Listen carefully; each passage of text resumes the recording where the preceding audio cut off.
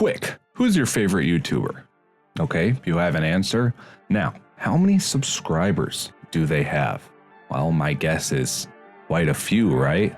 Probably over 1 million. Today, I'm gonna show you my favorite YouTuber. He's a YouTuber with less than 1 million, less than 500,000. Less than 250,000. Less than an eighth. He's got 2,000 subscribers, but he deserves all of them.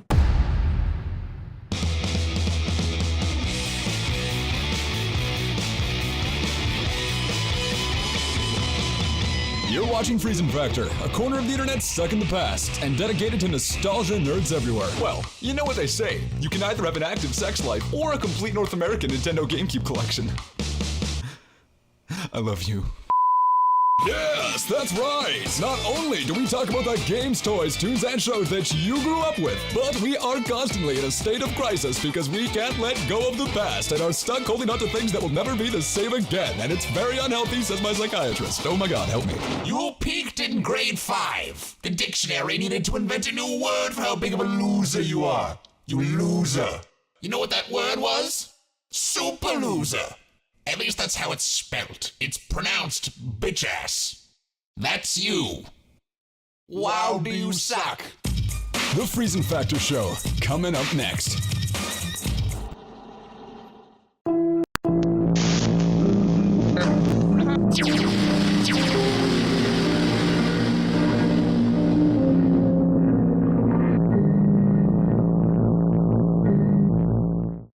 Hi, my name is Cole James Anderson. My friends call me Siege, but you can call me whatever you'd like as long as you don't call me home late for dinner.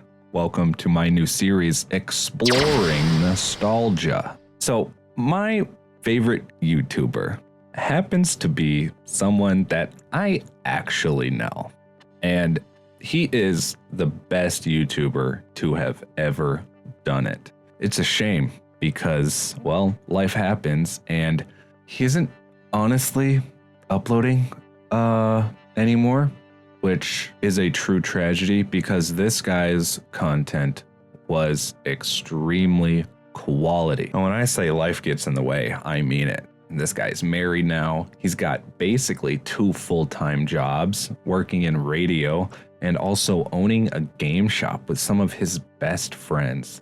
He's living the life. He also bought a house. Like, this guy, he's, if anything, if anything, I'm happy for him. I really am. And I'm glad that he is living a very full life. But when I tell you this man's YouTube content was certainly the most underrated on the platform, it goes without saying that, yeah, I'm probably a little biased. Of course, you want to know why this series is even named Exploring Nostalgia? You're gonna know in a second, because I pretty much ripped the name straight from the man himself, Freezing Factor, Brandon Freezing on YouTube. This guy, when I say he's the most, just fully understand that I mean it. I really do. Specifically, Exploring Nostalgia is actually a full rip on his podcast that he made called Exploiting Nostalgia, XNOS, which I can actually also steal. This show is called XNOS now. What's up? Fuck you, Brandon. No, but seriously, you know what this really is this is an attempt from me to get him to post something, anything. Now, he is a super busy guy. In fact, they're building a whole new game shop that his whole company is going to have to move into. So if he does come back to YouTube, it might be a while, but I would really love to get some traction behind his content. I wanted to show you guys today a video of his. Thought it could be a little fun, a little introduction to him. In fact, what we're going to watch, the first episode of the Freezing Factor show. That's right. We're just gonna hop into it because this is some of the best editing that I've seen on YouTube. This is some of the best storytelling that I've seen on YouTube, some great commentary stuff, and I'm just so excited for you guys to hear this and get just get in it. Oh man, dude, I'm not gonna have anything to critique because this show is honestly that good, but I'm gonna react to it nonetheless because anything to get more eyes on this. Lord knows I've been the only one watching him. I've actually been on a binge of Brandon's content, I'm not gonna lie, along with obviously my own old content. But no one's got this guy beat. All right, let's jump into it.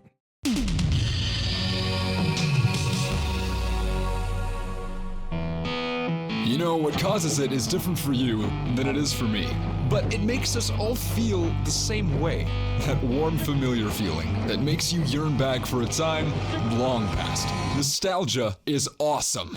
Which may be a risque statement, considering there seems to often be a negative association with it. I just want to start by saying, when I met Brandon, actually, before I met Brandon, when I got to even know about who Brandon was, before I was really a friend of him, before we even really became acquaintances, I didn't know what nostalgia was. I had no idea what the term was. I had a hat that an uncle had given me that said nostalgia on it, but I thought it was like a skate brand or something.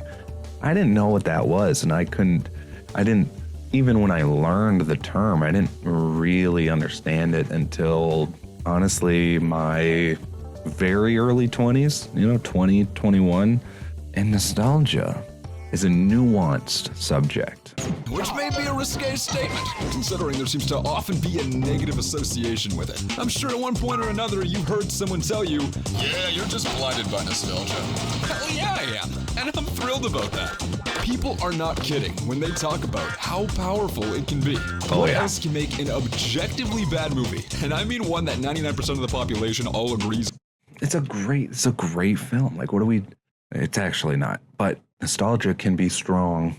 And I mean one that 99% of the population all agrees is bad. One of your favorites of all time. Or make a video game that hasn't aged that well, an experience you will forever hold near and dear to your heart. Nostalgia is the ultimate, and arguably the only way, to find appreciation in the games, toys, movies, music, shows, memories, and experiences that would have never been appreciated if that magical feeling didn't exist. I can't believe I said it. You saw that split, that really quick split moment of Brandon there. He's Canadian. I can't believe I didn't mention that. He's a Canadian. He's a maple boy. He loves syrup from the trees. He worships the almighty Mother Oak. Yep, that's pretty much all Canadians. Boil them down to that. I feel nostalgic about so much stupid junk, you wouldn't believe it. And now I'm old enough that I think the full appreciation is settled, and I want to talk about it.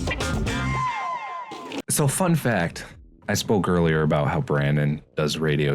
He does full-time in radio. Clearly, you figured out what he does, because he's got a fantastic voice. He's got a voice for radio, and a face for it, too. I'm joking.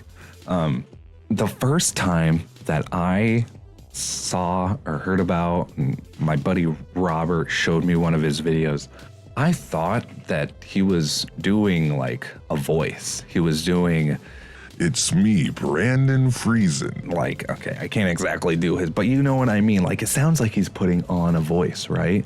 That's literally just how he sounds. I showed one of my own friends one of his videos, one of my newer film buddies that I'm hanging out with, and he said the same. Like, it sounds like he's putting on a voice, and I'm like, no, that's just how he sounds. That's just his voice, which is kind of crazy, right? I've really come to appreciate his voice. Perfect for radio, and sometimes he'll show me or my other buddy Robert, who introduced me to him. That's a whole other story. Some of the imaging that he's working on for radio, and he's an extremely talented editor as well. It's very impressive. It's very impressive. We'll talk about games, toys, and shows, and all the retro stuff I know. Things, stuff, and games, and stuff, and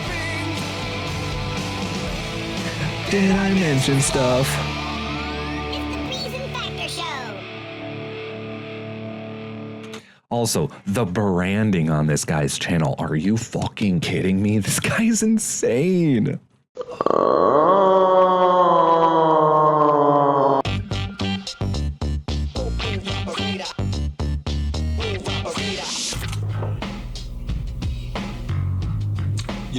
It's honestly crazy how fast we get older. I know technically it gradually happens over time, but you don't notice it every day until one day you're, I don't know, 23 and suddenly you go to the grocery store and find Scotch mints and they excite you for some reason? Explain that to me. Or watches. What kid gives a shit about watches?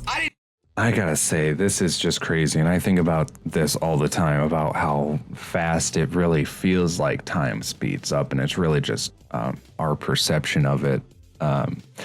What's crazy for me to think about is I thought, and obviously I still think, Brandon is so talented.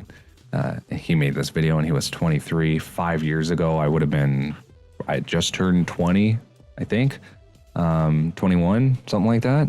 I thought, geez, I hope I'm this good when I'm 23. 5 years later, it's weird to look back on this and also think, am I as good? I don't know. Obviously, I'm not trying to curate a style like he is. This style that he is curating, it's gorgeous and the vibes are immaculate. He has everything down to a T, like he really knows what he wants. And there's a lot of YouTubers, myself included, who kind of make it up as we go. Maybe Brandon would disagree with me, but it has always felt like from the beginning that he had such a pure vision of exactly what he wants. And I think that that's just so cool. Or watches. What kid gives a shit about watches? I didn't give a damn when I was 12. But now suddenly, I'm very fascinated by them. I'm still not really into liquor though, so I guess I'm not that old. I wonder if Brandon's more into liquor now. Brandon, you more into liquor now? I know he's watching this. Brandon, are you into liquor? Do you drink the liquor now? And you know what? It doesn't just stop there. Have you ever heard of the Statler Brothers? You probably haven't. They're a 60s country quartet. I'm gonna say that again. A 60s country quartet. And I like them. Why do I like them? They're kind of a jam. They're kind of a vibe. Recent years, I've also gotten into some really old classic weird music. I'm gonna be honest, most of it's stuff like Johnny Cash, old folk or country or Americana stuff. But I totally see why Brandon's really into a quartet. I had a strange fascination with the Pitch Perfect film, the first one, for a while. And I watched that movie many times, maybe to a point that it was a little weird. Cut that out.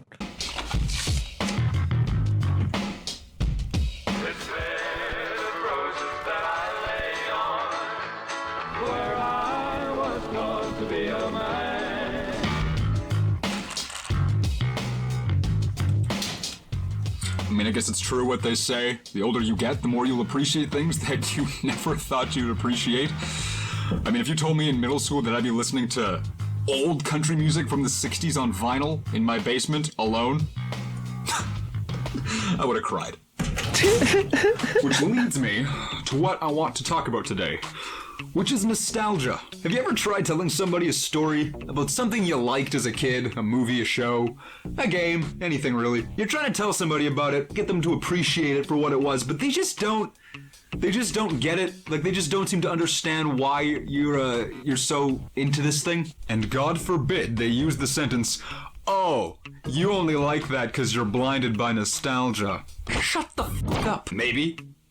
But why do you have to be so negative about it? There's a stigma around nostalgia that makes people feel like liking something because it came from their childhood is a bad thing. Like, you can't like something because of nostalgia and feel okay about it because it was never actually good. You only liked it because you were like 6. Big shocker, Timothy Goes to School isn't a banger. And I don't think that's totally fair.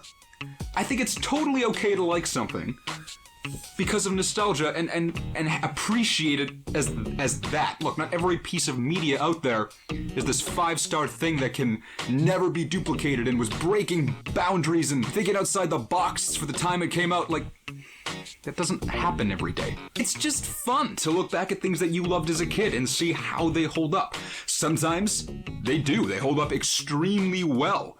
And it's this amazing thing where you look back and it might be better than you remember it. But even in the opposite case where it's not good, where it's like just a complete dumpster fire, that's fun too. You know, Brandon's completely right here. Something that I find super fun is recognizing the flaws in something, learning why or how they appeared, and learning to appreciate those too, because those can be just as interesting as the things that make any piece of art or media or just, a product, anything that you engage with interesting, is understanding it fully and seeing all the shortcomings and still appreciating it for what it is, which is something that someone made and probably put a lot of work into, and something that you enjoyed at one point in your life. Doop doop doop doop.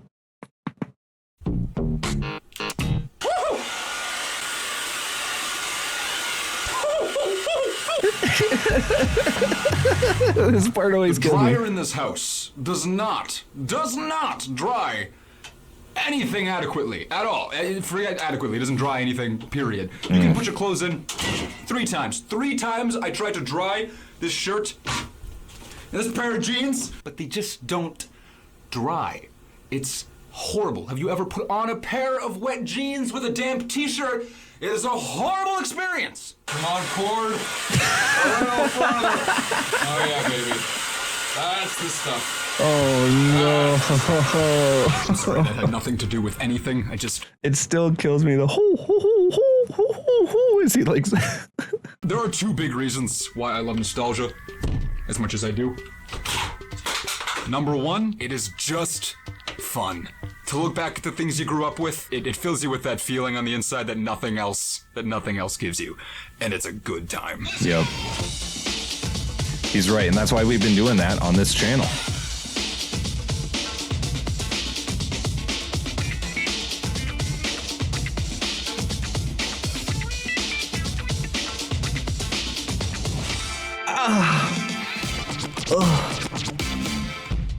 Reason number 2. I love the psychology behind it. You can learn a lot about your present day self purely by what you liked as a kid and the things that you feel nostalgic about. You can virtually trace every part of your personality back to your childhood and something that happened, something you enjoyed, something that just took place and had some kind of effect on you. I lost my train. I think he's onto something. What does it say about us? That's something that I would love to dig into. Brandon here never got the opportunity to. Let's get on that, Brandon. Actually, you know what's really funny is you should listen to his podcast, Exploiting Nostalgia, but in the first episode, he has a very similar moment to this where he's like, the psychology of it is so interesting. Why are we the way that we are? Is it because of the things in our past? Is it because of this? But we're not actually going to get into that today, so we're going to talk about our favorite snacks from school, and it's like, I know it sounds boring, but it's a good time. It's a good time, and it sounds great. A lot of production put into it. It's not like any other boring old podcast. It's fun, and he actually pitches it in the beginning of the podcast. Maybe we'll give you that. You can take any personality trait that you have as an adult person, and you can find out why you have that particular personality trait, or just maybe an interest you have, something you like. For example, the Statler brothers, why do I like the Statler brothers? I know exactly why I like them. As a kid, I used to go to my neighbor's house, and he had a brother who was like 8 years older than us, who owned an original Xbox. Keep in mind, we're like 8 years old, not even 8, maybe 6 years old. We're young. We played his Xbox while he wasn't home. We'd sneak into his room, and one of our favorite games to just mess around in was Grand Theft Auto San Andreas.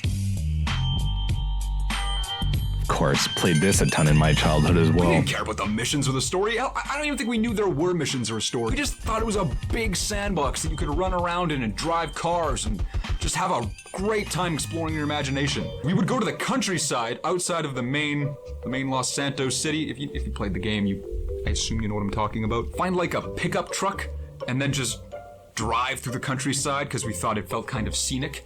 It wasn't very scenic. This was an original Xbox game. It looked kind of shit. But that's what we would do. I remember we found like a campground looking area in the middle of the woods, and we kept gathering different vehicles to bring them there, and we pretended we had some kind of shady auto shop. The significance here is every time you would get in a car in that game, it would autoplay one of the radio stations in the game, and if you were in the countryside, it would always play the country radio station K-Rose, where the Statler brothers had 2 songs. And that's why I like some seemingly random country band from the 60s, who I probably would not give a shit about otherwise. It's not a car, it's an iron horse with a drinking problem. K-Rose. What the hell do you think we're here for? You're listening to K-Rose. Don't go away. I might start to cry. Oh man, the smile that puts on my face. I definitely also did something like that as well, except my first Grand Theft Auto game was Grand Theft Auto 3 on the classic PlayStation 2. I played it at a babysitter's. Wild that a babysitter let me play that game. I was so young too. I would also just kind of run around and make up my own story and kind of make my own interesting like campaign for myself, give myself challenges and stuff. I never actually played any of the story, like really ever. In fact, it wasn't until I played Grand Theft Auto as an adult that I actually made progress in the game and was able to even go to one of the other islands, because whenever I was playing at my babysitter's, they always had like an empty, like me playing on an empty save, I think, so then I wouldn't screw up their world. I understand now as an adult, but very limiting. But even as limiting as it was extremely freeing. A massive open world that it really felt like you could do anything, being able to take cars off the street, shoot people, hide places, run from the cops, and there's really nothing like it. Really nothing like it playing a video game from your childhood.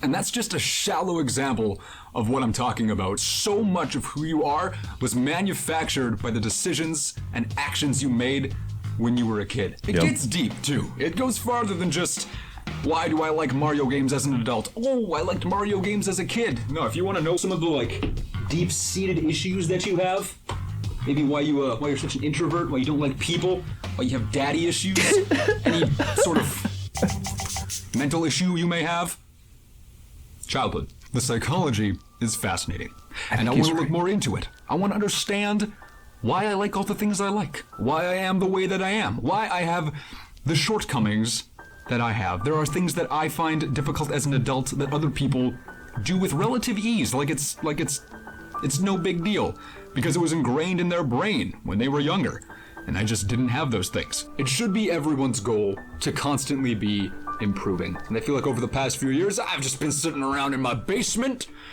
with no personal character development whatsoever. I'm hoping with this show, I'll be able to identify some of my flaws and some of my better qualities and learn why they are the way that they are, and remedy them, or maybe you work them to my benefit. I don't know. We'll see what we uncover. And then he never uploaded another episode of the Friesen Factor show ever again. Now I'm half kidding. It is only 5 years later, but that is a long time between episodes. But when I tell you, this is so worth going to and subscribing, and give Brandon some love. Check out his catalog of videos. You wouldn't believe it if you saw the videos on his channel, but he had a massive catalog of content that he hides from the public now. Totally get him there. I'm also doing the same thing. But even his old content was great, and it felt elevated above other, at least small YouTubers at the time. And he really grew into himself as a YouTuber, a video maker, a content creator, a film maker. And now he's spending his time doing real life shit, cool shit. Like I said, he's got a game shop now. He owns that with his buddies. He's got a bitchin' job doing something he's fucking awesome at in radio. He's married. He owns his home. Like, dude's got it made. And he also, if we're being completely honest, guys, he had his YouTube career made if he would have just been a little bit more consistent. I know that's crazy coming from me, a guy who is not consistent on YouTube, but I do know that I have seen with a little bit of consistency, it can take you a very long way. It's golden. And as much as I want to believe that he'll come back someday, if he doesn't, this is at least a love letter and a reason why you know this channel is called. Oh, it's not called. Why this, god damn it. Now you know why this show is now called Exploring Nostalgia. Thank you for watching this video. Don't forget to like and subscribe, and go check out Brandon's channel as well. Links are in the description. He's worth it. Check out his podcast, and maybe we can convince him to come back to the platform. At this point, I am a one-man army trying to get this man back on YouTube. That's really it. Yeah. See you in the next one.